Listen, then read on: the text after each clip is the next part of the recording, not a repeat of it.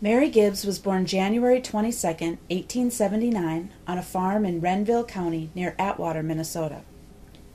When she was 12 years old, in 1891, the Minnesota legislature established Itasca State Park. Mary came to Itasca in February 1901 at age 22 when her father, John Gibbs, was appointed the park's fourth commissioner. In 1891, while establishing the park, two large responsibilities were incorporated. First, the protection of all animals, vegetation, and life inside the park areas, and second, the acquisition of lands within the established boundary. During his first year as park commissioner, John Gibbs witnessed the construction of a logging dam along the Mississippi River near the outlet from Lake Itasca, as well as the first log drive down the river in 1901. As hard as he tried, Commissioner Gibbs had little success in securing lands or slowing the rate of timber harvest within the park.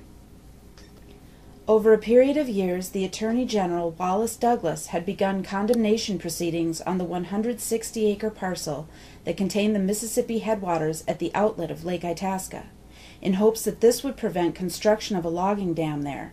His attempts failed, and the dam was constructed. Mary's father soon became ill and had to retire and later died in 1903 of kidney failure. Mary was at his bedside. Immediately following her father's death, Mary was directed to take charge of Itasca State Park until a new commissioner was appointed. The sights at Itasca that Mary Gibbs saw upon her return from her father's funeral in Atwater, Minnesota, left her truly lonely and single-handedly facing strong, short-sighted logging interests on the lake.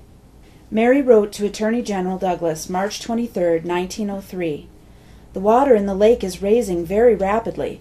To what height do you allow it raised?" Douglas's reply, "Water levels not higher than 1 and/or 2 feet above ordinary levels, and second, logs are to be removed as quickly as possible." Mary reported the water level was 20 inches and raising 2 inches per day. Could he convince the Brainerd Lumber Company to open the dam and lower the water level to prevent damage to the still-growing pine trees in the park, or they were sure to die? Mary did not have any authority at that time to demand the dam be opened. There was question of where the park boundaries lie in ownership of the state or private landowners who did not sell yet.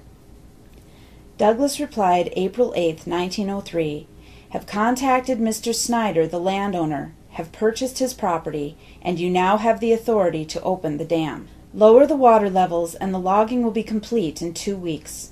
Do not let the water levels rise to do any damage." Meanwhile, the logging company was telling a different story.